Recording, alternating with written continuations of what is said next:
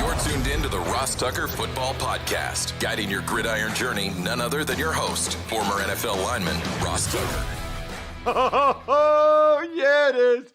But it's not just any Ross Tucker Football Podcast. It is a teaching tutorial Thursday with opening night tonight. The Chiefs hosting the Ravens. We are presented by DraftKings. We do have Greg Cosell in the house, of course, the NFL Films legend, to break down tonight's game and the other big games here in week one of the 2024 NFL season. It feels so good to say that. We are, of course, presented by DraftKings. I can't remember if I said that 5 seconds ago or not. It doesn't matter. I just have to make sure I say it. I also have to make sure tomorrow, hopefully I remember, to give out awards to people that spread the word via social media. I get all these awesome press passes from all these games I call, like Cardinals Bills on Sunday, Bills home opener. I love signing them and sending them to you. Most of you have never seen a press pass before. It has my picture on it, everything. That's a pretty cool keepsake to have in your man cave or whatever. So just engage on social media with @RossTuckerNFL or @RossTuckerPod. Just reply or quote post. It all counts. Sponsor confirmation email winner. You guys know how I feel about West Shore Homes as well as future fans. Love getting some of these emails from people that are taking advantage of those codes. You have a great chance to be the winner each week. And then youtube.com/RossTuckerNFL. Not only a great place to watch the show, but also a way you can win a cameo video shout out for whoever you want it just by making any comment after you subscribe. youtube.com/RossTuckerNFL. We are racking up the patrons. I love it. Vishal Solanki, Adrian Guzman, keep on coming. Guzman, probably. Patreon.com/RT Media. Not only do you become the member of the Tuckheads family, and you get to chat with other listeners or viewers on the private Slack channel, you get all those glorious even money bets from the Even Money Betting Podcast in black and white. It is almost time for Greg Cosell. It's almost time for me to meet as many of you as possible tonight. Danny's South near the stadium in Orchard Park. I'm driving up there just to watch Ravens Chiefs with some of you and drink some Labatt Blue Lights. So drink some Labatt Blue Lights with me. Live life to the power of we. Always enjoy responsibly beer. Labatt USA.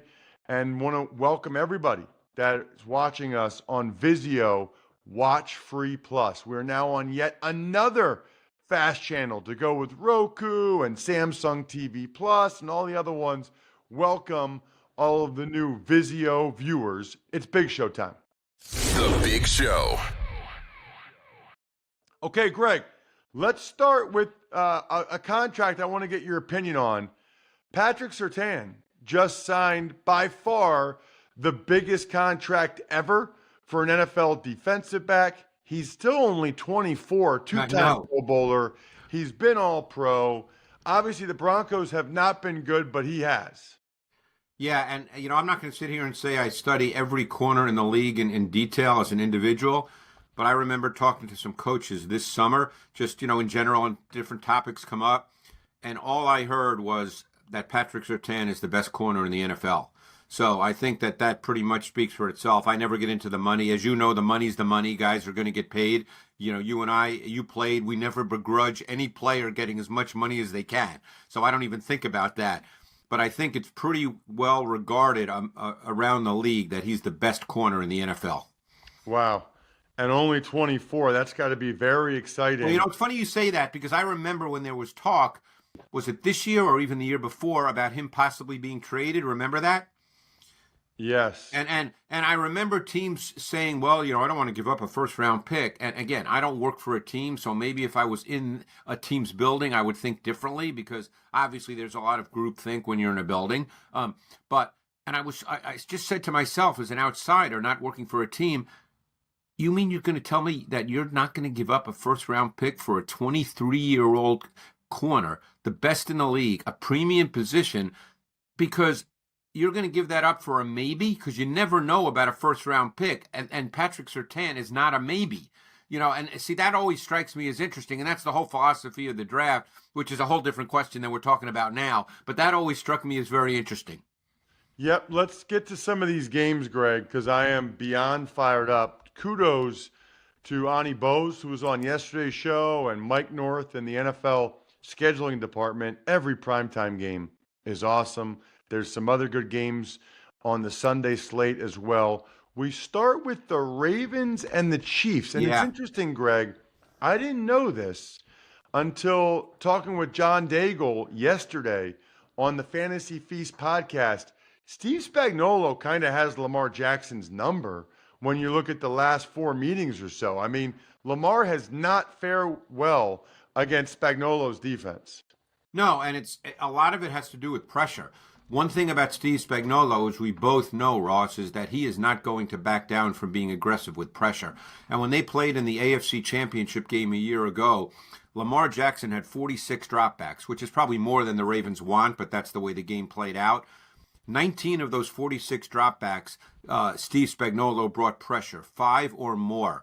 And they did not fare very well. Lamar, and it's not just Lamar, obviously, but the offense did not fare well. Lamar was only 7 for 17, I think, for about 80 yards against pressure. And they were very poor on third down. But there's one thing to keep in mind here. Steve Spagnuolo is a big-time press coverage defensive coordinator. And he would tell you that L'Jarius Sneed was an absolute key to everything they did on defense, and he's not there now.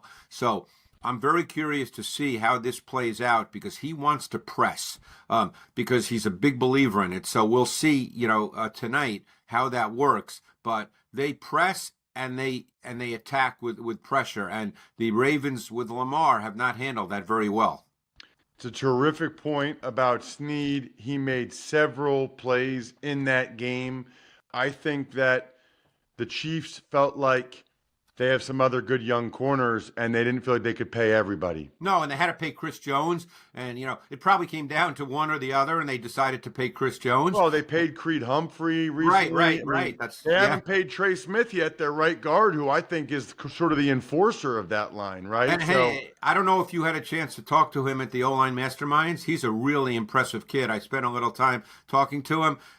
He's a super impressive kid. They're going to have to pay him. He's a really good player. No question. Big fan of Trey Smith. I should mention, by the way, I forgot to mention this earlier. Greg is presented by Smirnoff, the world's #1 vodka. Please drink responsibly. How cool is that? Greg has a sponsor on the show now. What about when the Chiefs have the ball, Greg? No more Mike McDonald, no more Clowney for when the Chiefs have the ball on the Ravens defensive side. Yeah, that's going to be interesting. I mean, I guess with a new coordinator, you don't know exactly what they're going to do. It's Zach Orr, right? He's the new defensive coordinator. Now, he was there, so you assume that a lot of the same concepts and principles from Mike McDonald will stay in place, but you just don't know exactly how that's going to play out. There's a lot of speculation there. Obviously, they have good players. Kyle Hamilton is certainly as versatile a safety as there is in the league. He was essentially their slot corner last year, and in Mike McDonald's defense, that position was absolutely critical. You would have to assume the same thing. I would think with the Chiefs offensively, we know Marquise Brown is out, but they do have a little more speed outside, obviously, with Worthy. So we'll see if they try to attack a little more vertically just to, stretch the defense. But there's not much to say. We know about the Chiefs offense. Probably a player who I think is, I don't want to say he's overlooked because obviously the Chiefs have been in the Super Bowl, so it's not like their players are overlooked. But I'm really curious to see the usage for Isaiah Pacheco because in their scheme, he's a really good back. Let's move on to Friday night, Greg. First ever Friday night game that I can remember. Yep. It's the Eagles and the Packers in Brazil. I'll just give you a blank slate, Greg, as I like to do for big matchups like this. Yeah. I know you've studied both these teams a lot. Your thoughts going into this one? I'm going to just say this. I'm going to say there's too much to speculate about with the Eagles right now because there's a new offensive coordinator and a new defensive coordinator. So that becomes speculation. So let's talk about the Packers. There's some speculation there as well, but we do know about Jordan Love. And We know that Love improved dramatically in the second half of last season. And I thought there were a couple of areas in which he clearly improved that were very noticeable on tape.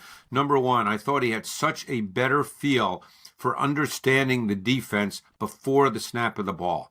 And, we've heard all throughout the summer a lot of things that Tom Brady talked about when you see him on social media with interviews that he did, and how frequently he talked about what you see before the ball snapped. And that is so critical for the development of a young quarterback. Because if you're just trying to figure things out as you're dropping back without a really strong sense of what you're looking at, and there's no question the defense will change looks, no question. But there's a lot of keys and indicators pre-snap. And I thought that Jordan Love got so much better at that as the season progressed. I thought he got better using his cadence, which sometimes would allow him to force the defense to declare, and then he'd see it. I thought the nuances of the position he got significantly better at, because there's no question, Ross, and I say this may come across to some as bold and controversial, but it's not. Pure talent, he's top 4 or 5 in the league. I mean, you're talking about a guy that's 6'4", 220, and he's got big-time talent. Yeah, I think most people would agree with that. Remember when he and Tua both got those contracts around the same time?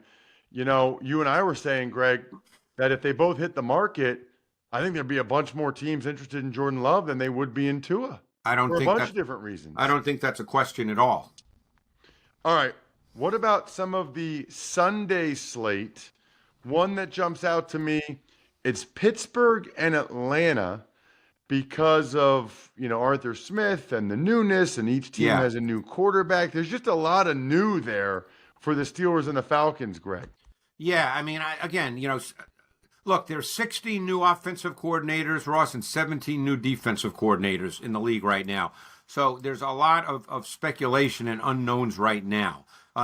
I think we know that with Arthur Smith and Mike Tomlin's worldview that they want to run the ball and be physical, and that's why they drafted 2 offensive linemen. And obviously Russell Wilson is getting the start to begin the season. So I think the Steelers want to play a certain way on offense. We'll have to wait and see. Atlanta, to me, is a really interesting team. I mean, Kirk Cousins is a very, very professional quarterback. He is a really good player. I'm curious to see their skill players. One thing I'm really curious to see with Atlanta is how they deploy Kyle Pitts. His career, since he came out in 2021 as a very high pick, has really been sort of handcuffed by injuries, and he really hasn't been able to be the Kyle Pitts that I think most thought he could be. He's not a true tight end, but the league has clearly evolved where tight ends are much more than attached players lining up next to the tackle. So he's just the player on their offense that I'm really curious about. And one area with the Falcons offense, and this as a former O-lineman, they've got a good O-line. Very good. This is not talked about a lot, but they've got a good O-line. Very good offensive line. All 5 guys are back. I did see Pitts has some type of injury that popped up this week, which is not good. Hopefully he'll be okay. Greg, I'll probably, anytime I have an NFL game for CBS, I'm going to ask you about that because I want to get your insight into the game I'm calling. I think I got one of the best games, to be honest with you. It's the Arizona Cardinals, whose offense was really good the last few games last year. Once Kyler Murray settled into Drew Petzing's offense, they ran the ball very well, going up against what feels sort of like a revamped Bills team. There's so many guys that we're used to seeing for the Bills, Poyer and Hyde and Tre'Davious White and Mitch Morse and Stephon Diggs. There's a lot of new guys in Buffalo. They got a lot of questions on defense, and we'll have to wait and see because obviously they'll have 2 new safeties. And 2 of the guys they wanted to play a lot did not really work much through training camp, and that's Mike Edwards, who was a free agent signing, and the rookie draft choice Cole Bishop from Utah. Those guys, they were injured through much of camp, so I don't even know. You've probably done some work already. I don't know if either one is ready to start this particular week 1 game. But, the Cards, I spent a lot of time watching Kyler Murray because I've always felt like I didn't have a great feel for him. And he's a really intriguing player to watch because he's in some ways sort of the new breed of quarterback in the NFL. He's very athletic. He's very mobile. He can beat you anytime with those special kind of plays. And you have to be very careful about that because that can happen anytime. But if you think about playing the quarterback position from sort of a nuanced, detailed, subtle way, that's what he's not good at. And some of it's a function of his size. He has a tendency to break down in the pocket very quickly because, and again, I'm not in his head, so I don't know. Could be a function of his size. I saw him after I think I watched 7 or 8 games this summer. I think I watched maybe every game he played last year because he didn't play that many. I saw him as kind of a function of the coaching staff's ability to present him with defined reads and clean throws to the primary receiver. Because stylistically, he's not really a progression reader because he's going to break down in the pocket. Because the longer he's in the pocket, he just breaks down. And the thing that surprised me is he missed too many routine throws when I watched him last year. So he's really kind of an enigma because he can be special at any moment, but there's not really consistency to the way in which he plays. So what I'm so interested about that, Greg, is twofold. One is, he was coming off that torn ACL. Yep. And he didn't start playing until midway through the year. Yep. So question one is, how well did he really know the offense? I mean, I know he worked to know it, but it's not the same as actually doing it. Correct. And then number two, how much physical rust did he have? Did that contribute to missing some throws? I mean, we're about to find out. That's a good thing. We're about to find out. And again, everything you just said is very valid and very fair. But I felt watching him that he needs to be able to hit his back foot and deliver the ball because that's where pressure is not a factor. So I saw him as being very much a function of the OC and the route concepts and combinations. And again, it's the same coaching staff. He's had a whole off season. He could be much, much better at that. The featured game Sunday afternoon, Greg, is the Cowboys and the Browns. Yeah. Curious to know what you'll be watching for. I think I might be watching Myles Garrett against that rookie left tackle for the Cowboys, Tyler Guyton. Yeah, I was going to go there. It's funny because a lot of people might not realize that the Browns had the best third down defense in the NFL last year, and particularly if it was 3rd and 6 or more, their third down defense was ridiculous. I think it was like 17% conversion rate against the Browns when it was 3rd and 6 or more. And you're 100% right with that D line. Almost everybody is back on the Browns defense, which is very rare in today's NFL. And now you're talking about, you're right, a Cowboys team where you can say that the offensive line, I think they're starting 2 rookies, are they not? They're starting the left tackle, Guyton, who played 14 starts at Oklahoma, all at right tackle, so he doesn't have much experience. And I think Cooper Beebe is the starting center. Now, Beebe, I liked his tape a lot coming out of college, but he did not play a lot of center. So you're dealing with 2 players on your O-line that are rookies against a really, really good D-line. And Jim Schwartz is a veteran coach. He moves people around. Garrett lines up in all different places. Adarius Smith lines up in all different places. I mean, this is a difficult defense to play against, both individually and tactically. What about the Rams and the Lions, Greg? Sunday night, Rams-Lions, a rematch of that awesome wild card playoff game. I was on the sideline for it. First Lions playoff win in 30-some years. Now we got the rematch. Feels, both teams have some injury things. Jahmyr Gibbs says he's okay with the hamstring. The Rams have been a little bit beat up in camp. That's, it doesn't happen a lot in week 1 where the injuries are an issue. You're dealing with 2 really professional type quarterbacks who know how to play the position from the pocket. To me, Matthew Stafford is the best quarterback in the NFC.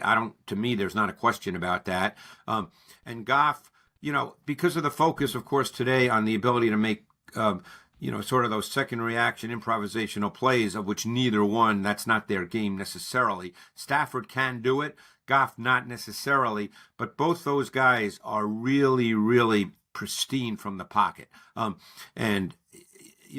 offenses with their coordinators, essentially McVay's the coordinator for the Rams and Ben Johnson for the Lions, really well-schemed route concepts that do a phenomenal job of attacking zone coverage, getting into the gray areas. Spacing of the routes is beautiful. We know that the Rams do a ton of reduced splits and motion, makes it very difficult to press. Corners tend to play off, so there's free access.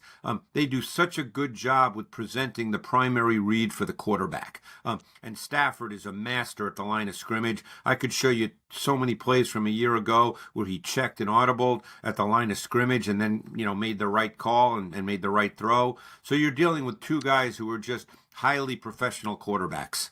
Greg, your thoughts on Jets and Niners Monday night? Yeah, let's leave Aaron Rodgers out because, again, we just don't know. But I think the Jets, I watched a ton of their defense. Their front six is really good. Keep an eye on Jermaine Johnson. That kid could really be special. One thing that stood out watching the Jets, and I know they've lost some guys, Franklin Myers is gone, but most of their pass rushers can win with speed to power, Ross. And you are an offensive lineman, and you know that when you can be physically beaten, that's the first thing you have to be concerned about. That's a much bigger concern than the guys who dance around with all the moves. And their defensive linemen can win that way. And their two linebackers, Mosley and Quincy Williams, really, really good players. They rarely take them off the field. They don't play much dime. They play with 5 DBs so that they can keep Williams and Mosley on the field. So this is a really good defense that the Niners are facing week 1.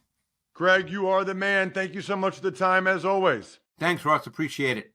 Greg is so good. That got me so pumped up for tonight and the entire weekend. Just like Smirnoff, who's sponsoring Greg, the perfect vodka for crafting delicious cocktails, easy to make, versatile, any and all fans over 21. Not only is it the world's #1 vodka, they've been around since 1864. It's official vodka partner of the NFL. Grab a bottle of Smirnoff at your local retailer and head to Smirnoff.com to find recipes of delicious cocktails perfect for game day.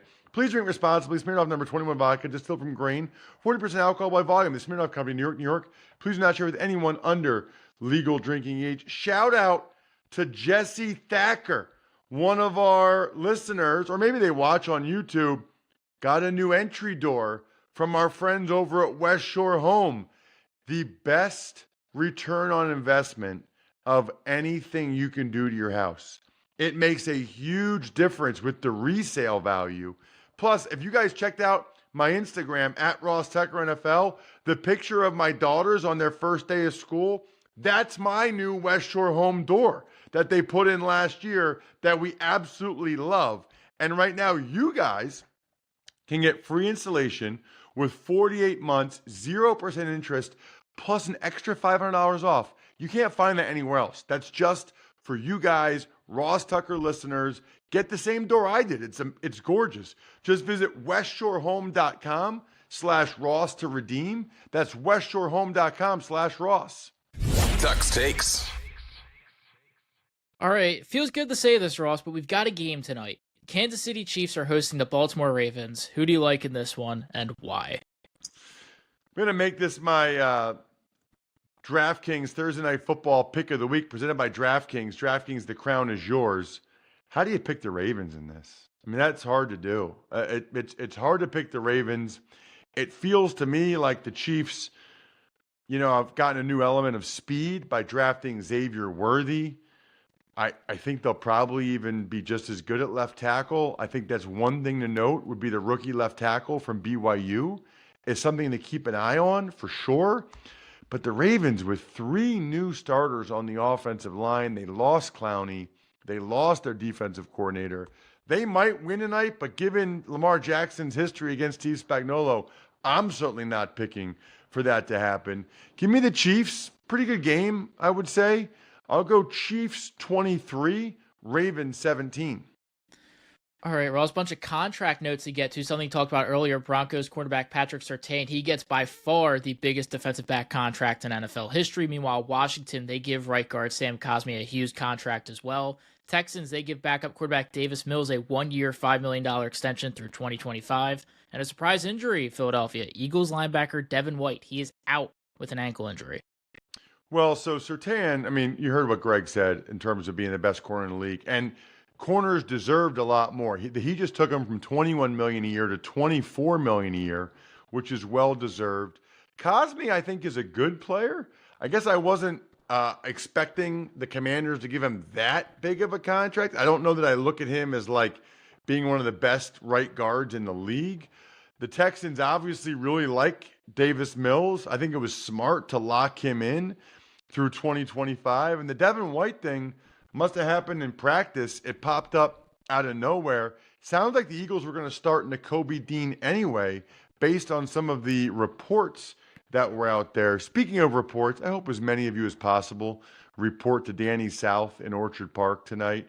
I would love to meet you in person. I think we're done here. Thanks for tuning in to the Ross Tucker Football Podcast. Make sure to also check out Even Money, Fantasy Feast, and College Draft, all on the DraftKings Network on Samsung TV Plus, YouTube, or subscribe to the podcast on your favorite platform. Shout out Pizza Boy Brewing. Speaking of meeting in person, you can meet me at Pizza Boy Brewing in person on Monday, which will be epic. It's Ross Tucker Trivia, hosted by Ross. I hope I actually know it. What if you guys know stuff about me that I don't know? That wouldn't be good.